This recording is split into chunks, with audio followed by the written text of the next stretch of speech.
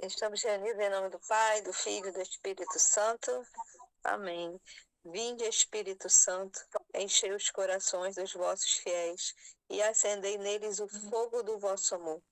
Enviai o vosso Espírito e tudo será criado, e renovareis a face da terra. Oremos.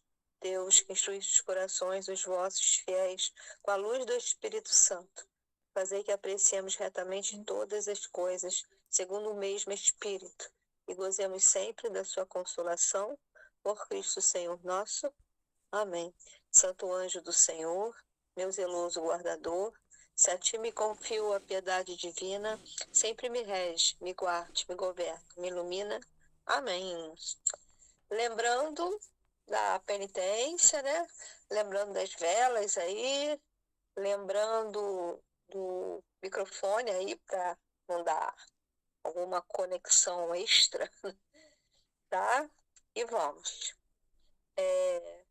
Continuamos a meditar sobre a avareza, né, nessa semana. E, de acordo com o livro base, ele fala algumas coisas. Eu queria ressaltar que ele coloca aí, ele faz uma comparação, né, até interessante, né,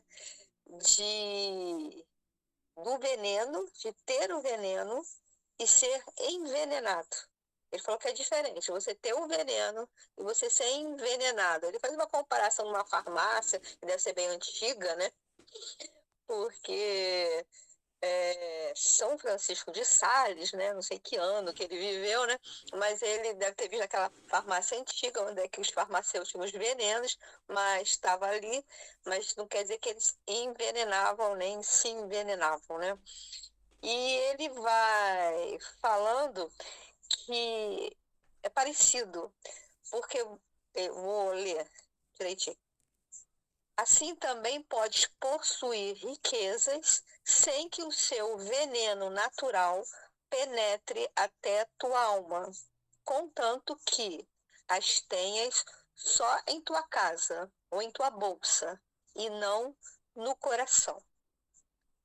E ele vai dando continuidade, falando ser rico de fato, ser rico de riqueza, e pobre no afeto, e pobre na afeição daquelas coisas materiais. Aí ele fala que isso é um desafio para nós cristãos, de a gente ter as coisas, mas não se afetuar, né?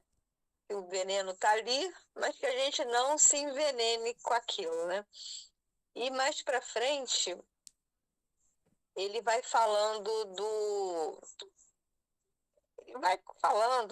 de Moisés, que na sarça ardente o fogo não se consumia, mas o avarento, se você não prestar muita atenção, a gente pode se contaminar, esse fogo queima mesmo, né?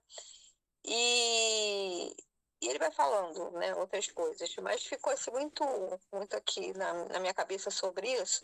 Aí me fez lembrar sobre o Papa Francisco. O Papa Francisco, ele, num determinado ano, eu não lembro se foi o ano passado, ele tava falando sobre a questão da avareza. Ele falando que a avareza não é uma questão só de dinheiro, mas é uma doença do coração, que afeta, assim, todas as pessoas de todas as classes sociais. Aí eu vou ler o restinho que o Papa Francisco falou. Que ele observa que a avareza impede a generosidade e cria uma relação doentia com os bens materiais, comparando esse apego ao comportamento infantil de se agarrar a um brinquedo. E continuou falando que, para curar essa doença, o Papa recomenda a meditação sobre a morte, lembrando que não podemos levar nada dos nossos bens conosco após a morte e que devemos focar em acumular os tesouros no céu. Então, eu achei essa fala do Papa assim, bem pertinente para o dia de hoje, porque ele coloca o problema não é nem questão das coisas materiais, de ter ou de não ter, mas essa relação que a gente tem, esse afeto que a gente tem. E se bobear, pode prejudicar, né, a salvação das nossas almas. Então, isso que eu dei uma lidinha para hoje, que se alguém quiser complementar. Aleatoriamente, eu fui pegar aqui com pesquisa, porque eu não tinha, só li o texto base, né? Aí, como você fala de São Francisco, eu falei, vou dar uma pesquisada, informação aqui que tem, né? Aí tem também dessa questão da, como gatilho, né? Assim, da desconfiança na providência de Deus. E aí a questão do apego, né? Assim, como a gente tinha falado no início, né? Assim, foi contigo mesmo, né? Que você tinha falado. Do reter, né? Assim, isso. E aí. Acho que é muito isso, né? Assim, a questão desse apego, né? Assim, que as coisas ali. É, e aí. Não confia, né? Assim, na providência, né? Assim, de Deus que vai prover todas as coisas, né? Que vai dar todas as coisas, né? Assim, como ele fala, né? Assim, olhar, olhar os lírios do campo, né? Assim, as aves do céu, né? Assim, que não semelham, né? Colhem, né? Assim. E aí essa... Que não nos deixa faltar nada. Pelo contrário, nos dar tudo. Que for necessário, né? E também nos faz também dar essa generosidade, né? Ao outro. Assim, seja... É porque quando ele fala assim, é igual uma criança que agarra o brinquedo, né? Não sei se, né, com a criança pequenininha, é meu, né? Ainda fala assim, é meu, é meu. E ao invés disso, se agarrar em Deus, né? Isso não quer dizer que não precisa, não almejar as coisas, né? Porque às vezes na vida da gente, até uma consequência que a vida vai nos levando, a gente vai tendo coisas melhores, se a gente olhar para trás como é que a gente era, como é que a gente está agora. Mas esse afeto, né? Esse agarramento, esse apego, né? Isso me fez lembrar esse negócio de criança. Vocês sabem, né, que a minha filha se separou do marido com um mês do nascimento do meu neto, né?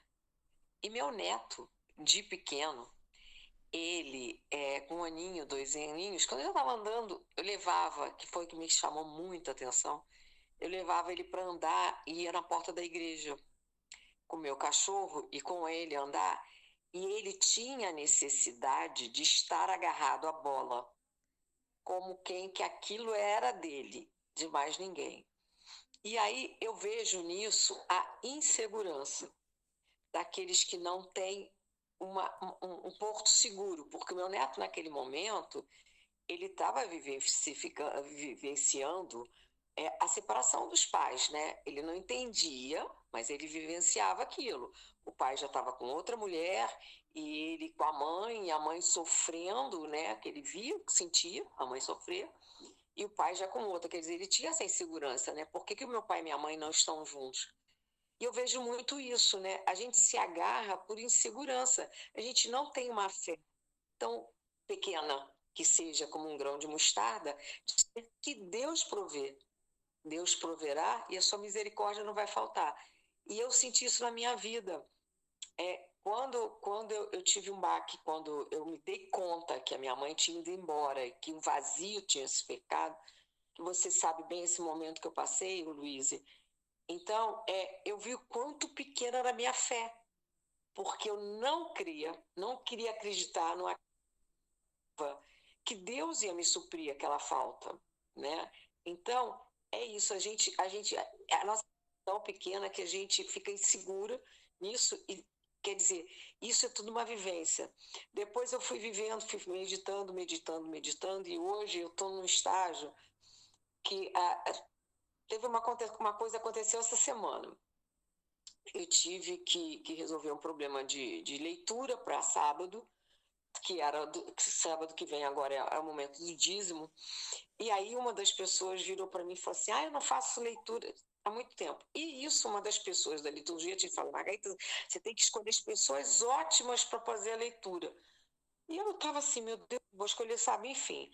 E você não faz há muito tempo. Eu falei assim, você quer fazer? Você faz.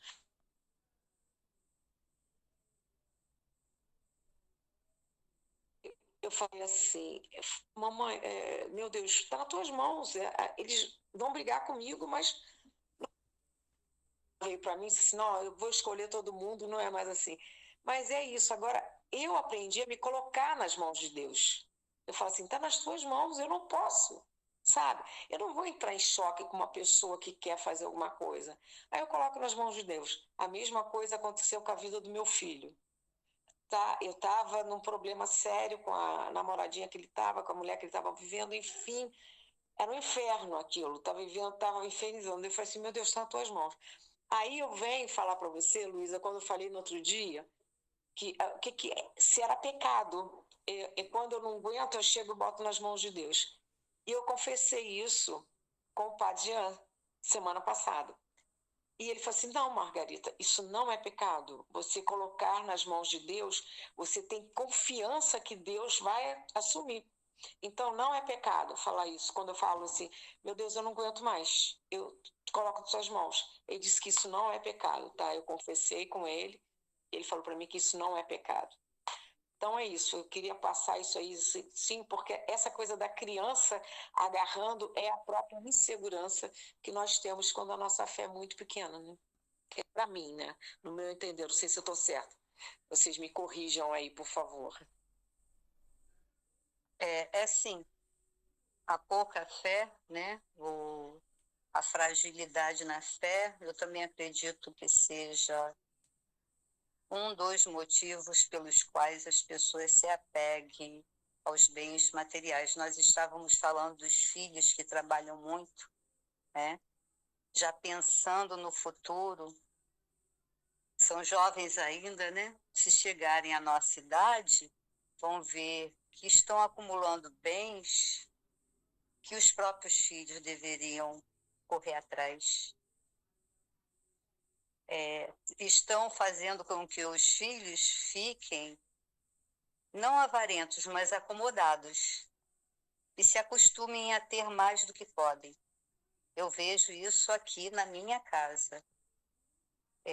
Quanto mais a gente quer dar de nós mesmos e não mostrar aos nossos que a gente tem que buscar tudo em Deus, assumo isso como falha, o ouvido mais perto do que me ouve é o meu.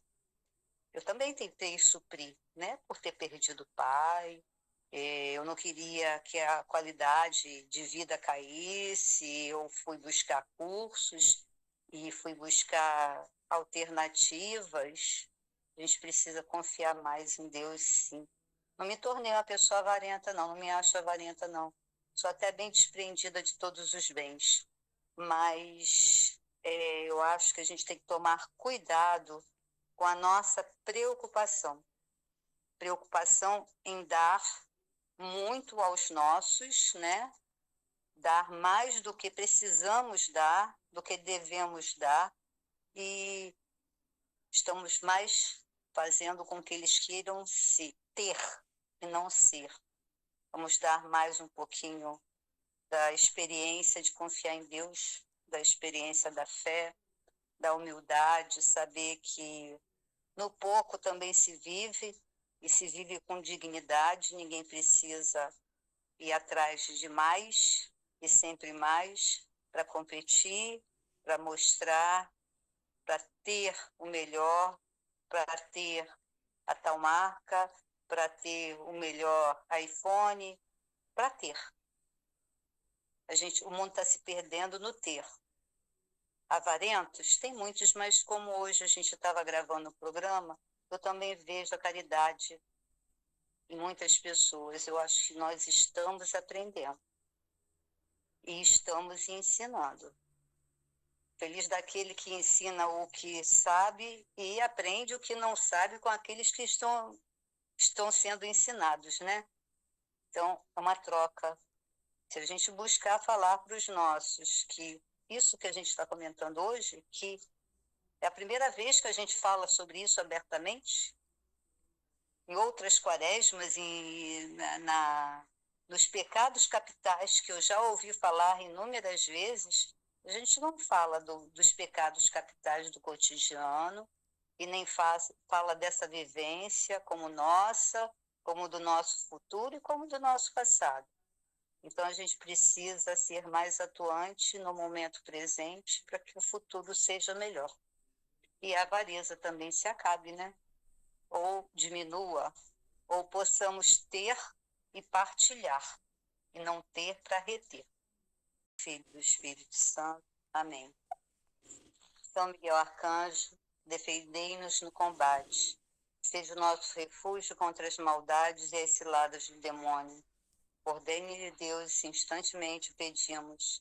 E vós, príncipe da milícia celeste, pelo divino poder, precipitai no inferno a Satanás e a todos os espíritos malignos que andam pelo mundo para perder as almas. Amém. Sacratíssimo coração de Jesus, tende piedade de nós. Sacratíssimo coração de Jesus, tende piedade de nós. Sacratíssimo coração de Jesus, tende piedade de nós. Ladainha. Senhor, tende piedade de nós. Jesus Cristo, tende piedade de nós. Senhor, tende piedade de nós. Jesus Cristo, ouvi-nos. Jesus Cristo, atendei-nos. Pai Celeste, que sois Deus, tende piedade de nós. Filho Redentor do mundo, que sois Deus, tende piedade de nós. Espírito Santo, que sois Deus, tende piedade de nós. Santíssima Trindade, que sois um só Deus, tende piedade de nós. E aqui eu já coloco a nossa amiguinha Milena, né, que a Margarita falou, o netinho que está chegando lá no Recife, todos os doentes e todos aqueles que pediram as nossas orações. Santa Maria, Rainha dos Anjos, rogai por nós. São Miguel, rogai por nós. São Miguel, cheio da graça de Deus, rogai por nós. São Miguel, perfeito adorador do Verbo Divino, rogai por nós. São Miguel, cercado de honra e de glória, rogai por nós. São Miguel, guardião do paraíso, rogai por nós. São Miguel, guia e consolador do povo israelita, rogai por nós. São Miguel, esplendor e fortaleza da igreja militante, rogai por nós. Instantinho que minha bateria está caindo aqui. Pronto, voltou. São Miguel, força daqueles que combatem pelo estandarte da cruz, rogai por nós. São Miguel, luz e confiança das almas no último momento da vida, rogai por nós. São Miguel, socorro muito certo, rogai por nós. São Miguel, nosso auxílio em todas as adversidades, rogai por nós. São Miguel, mensageiro da sentença eterna, rogai por nós. São Miguel, consolador. São Miguel, consolador, me perdi, das almas do purgatório, vós a quem o Senhor incumbiu de receber as almas depois da morte, rogai por nós. São Miguel, nosso príncipe, rogai por nós. São Miguel, nosso advogado, rogai por nós. Cordeiro de Deus, que tirais o pecado do mundo, perdoai-nos, Senhor. Cordeiro de Deus, que tirais o pecado do mundo, ouvi-nos, Senhor. Cordeiro de Deus, que tirais o pecado do mundo, tende piedade de nós, Senhor. Jesus Cristo, ouvi-nos.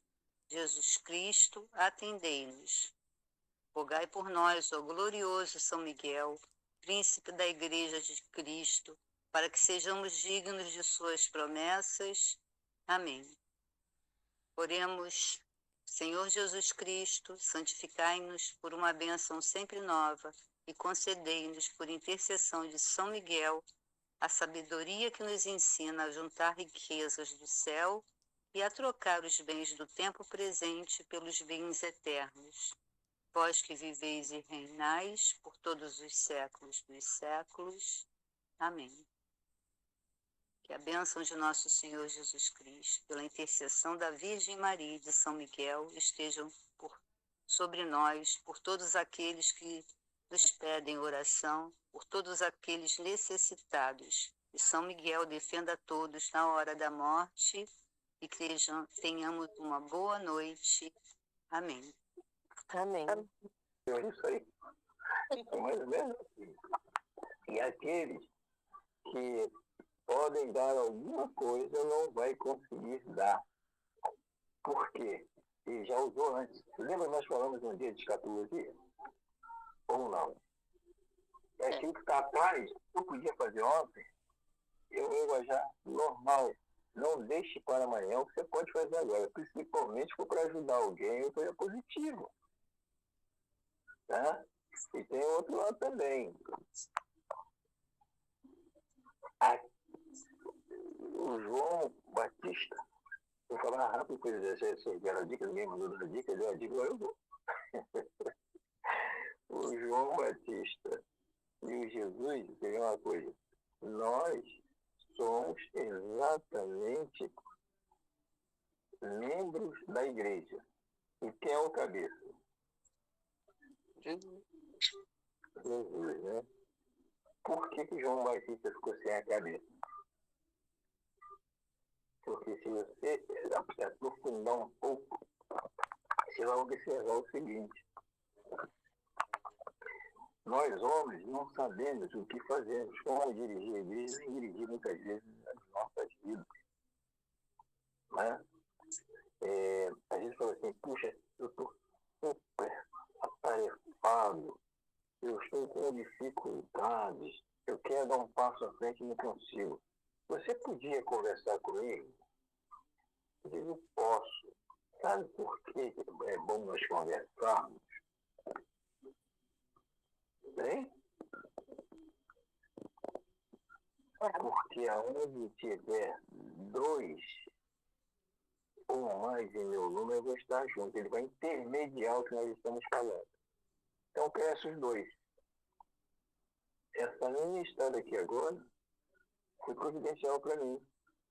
Eu estava vindo no lugar, hoje eu estou melhor. Fiz uma celebração, vamos supor assim, de meia hora, eu fiz em 10 minutos. E estou usando exatamente o que eu usei lá com vocês aqui agora, e vocês estavam me esperando aí, eu não ia fugir de mim, mas eu cheguei na cena, é o seguinte, é que não somos nós que tratamos, nós não conhecemos um segundo em tempo à nossa frente e não conseguimos essa mensagem também. Nós não temos essa condição. Tá? Então, hoje era o dia que nós tínhamos que falar disso. Eu encontrei 3 pessoas da igreja, saí, fui com a esposa do médico, voltei, passei no supermercado, encontrei pessoas que ia dar uma confusãozinha. Aí eu falei assim, calma, muita calma. E eu falei, como é que você fala tanto em calma se o negócio está pegando fogo?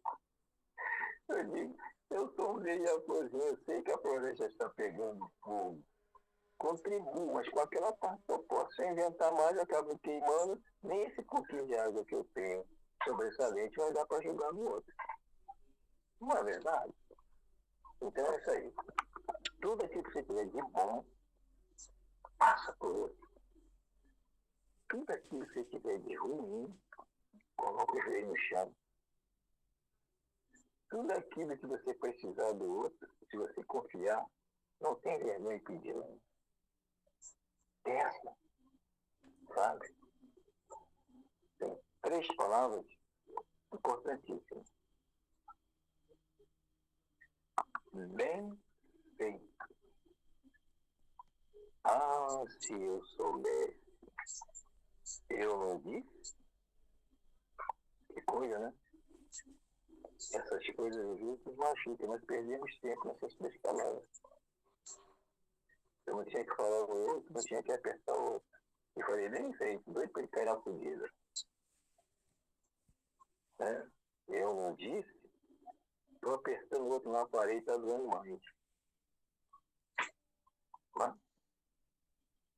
então, quando eu falo que eu preciso de vocês, eu não estou fugindo de vocês, não. Pelo contrário, eu estou com vocês, por isso eu não fico sozinho.